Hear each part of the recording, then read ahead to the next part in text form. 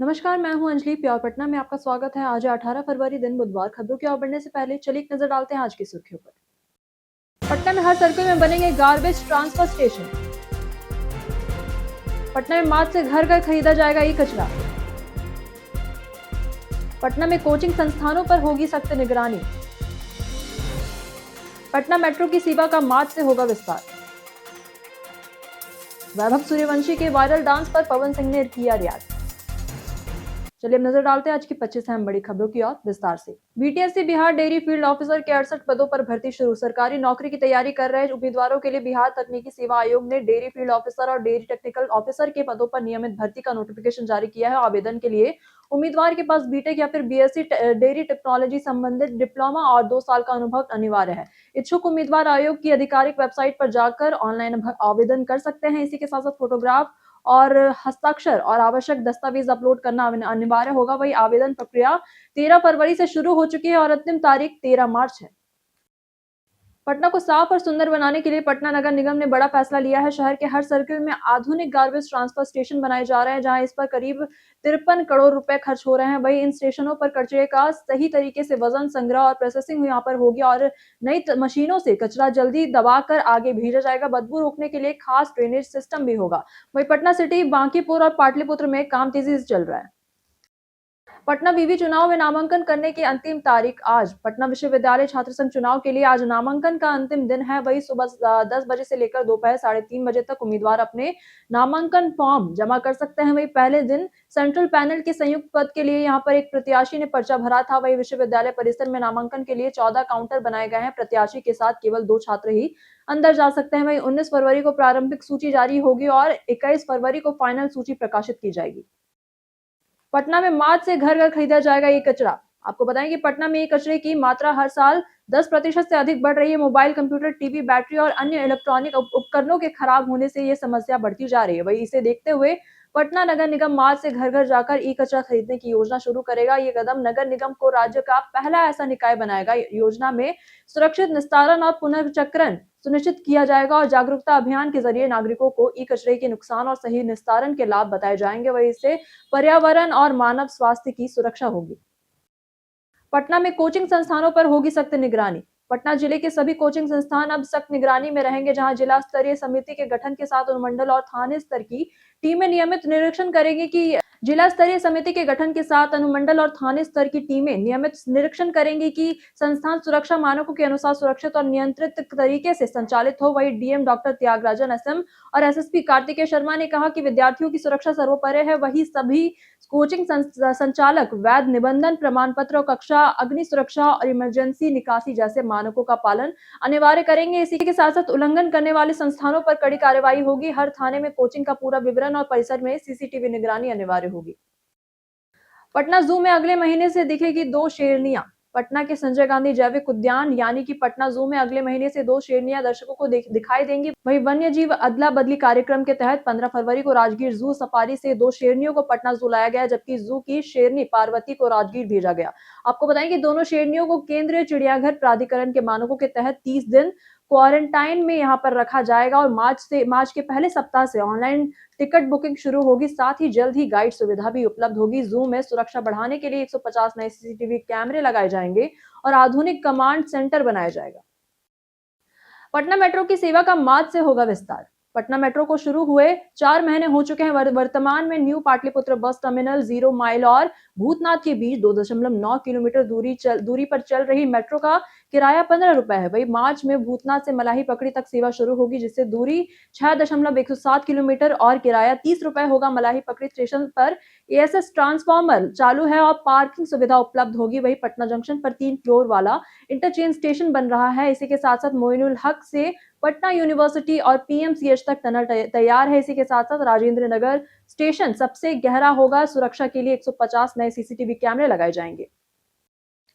IGIMS में अब बिना चीरा किए संभव होगी ब्रेन ट्यूमर की सर्जरी। पटना के आईजीआईएमएस में कैंसर मरीज अब अत्याधुनिक इलाज की सुविधा पा सकेंगे। संस्थान के रीजनल कैंसर इंस्टीट्यूट में साइबर नाइफ मशीन लगाई जाएगी, जो बिना चीरा लगाए शरीर और मस्तिष्क को ट्यूमर का इलाज कर सकेगी। इसी के साथ साथ इस रोबोटिक रेडियो सर्जरी तकनीक से इलाज सटीक और कम खर्चीला और कई मामलों में एक ही दिन में अस्पताल से छुट्टी संभव होगी। वही 3 से 4 महीने में ये सुविधा शुरू हो जाएगी। 3.5 सेंटीमीटर तक के ट्यूमर शुरुआती ब्रेन कैंसर और बिनाइन ट्यूमर के इलाज में ये कारगर है। वहीं इसी के साथ-साथ 3D इमेजिंग और रियल टाइम ट्रैकिंग से सर्जरी अधिक ज्यादा सुरक्षित होगी।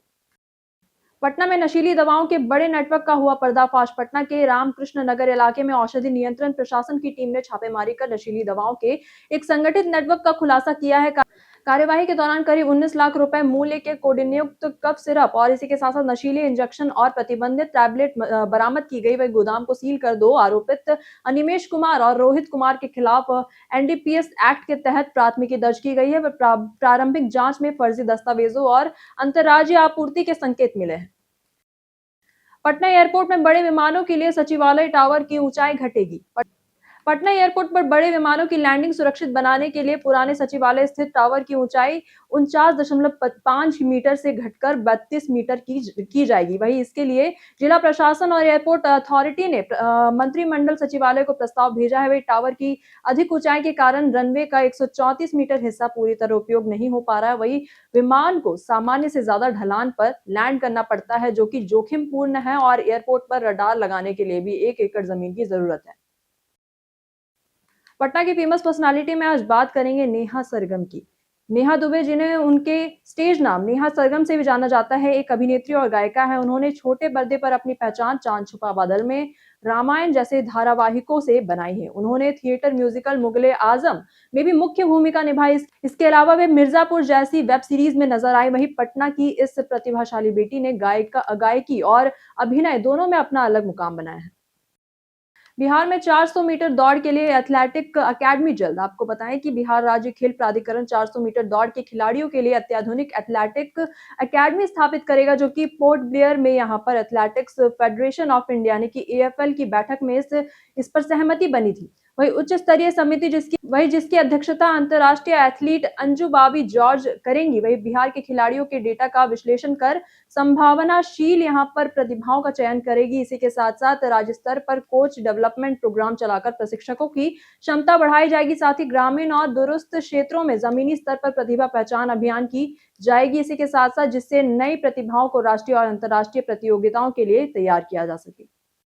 पटना में सिपाही भर्ती में धोखाधड़ी मामले में 4 अभ्यर्थी गिरफ्तार। पटना के गर्दनीबाग मैदान में यहां पर सिपाही भर्ती के शारीरिक दक्षता परीक्षा यानी कि पीटी के यहां पर दौरान 4 अभ्यर्थियों को गिरफ्तार किया गया, जहां नाम उनका है राघव सिंह, जो कि गया से है। इसी के साथ साथ प्रयास कुमार राय छपरा, आर्यन राज नालंदा और राजीव कुमार सलीमपुर पटना के लिखित परीक्षा में अपनी जगह दूसरों को बैठाया और खुद पीटी देने आए। इसी के साथ साथ बायोमेट्रिक सत्यापन में उनकी पहचान मेल नहीं होने पर पुलिस ने गहन जांच की। चारों को हिरासत में लेकर पूछताछ के बाद जेल भेजा गया। ये मामला सिपाही भर्ती प्रक्रिया में सुरक्षा और पारदर्शिता को चुनौती को उजागर करता है।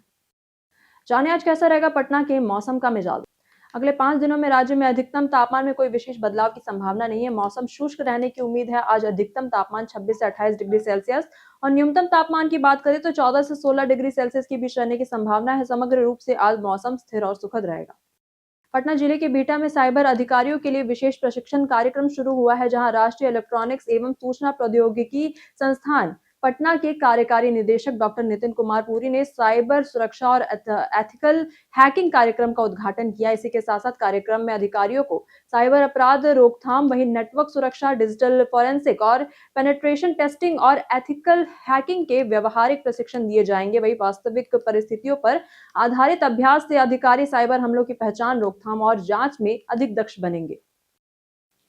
बिहार में खुलेंगे 318 नए आंगनबाड़ी सह क्रेच केंद्र। आपको बताएं कि राज्य में मिशन शक्ति योजना के अंतर्गत 318 नए आंगनबाड़ी केंद्र शुरू किए जाएंगे, जिससे कामकाजी महिलाओं या फिर माताओं को अपने बच्चों की देखभाल में सुरक्षा मिलेगी। इसी के साथ साथ वर्तमान में 186 क्रेच संचालित है, जिसमें से प्रतिदिन 1057 बच्चे लाभान्वित हो रहे हैं इससे। और नए केंद्रों के साथ राज्य में कुल 504 क्रेच हो जाएंगे और इन केंद्रों में बच्चों को सुरक्षित शिक्षाप्रद और इसी के साथ साथ पौष्टिक वातावरण मिलेगा। सुबह 9:15 बजे से शाम 6:30 बजे तक देखभाल उपलब्ध होगी।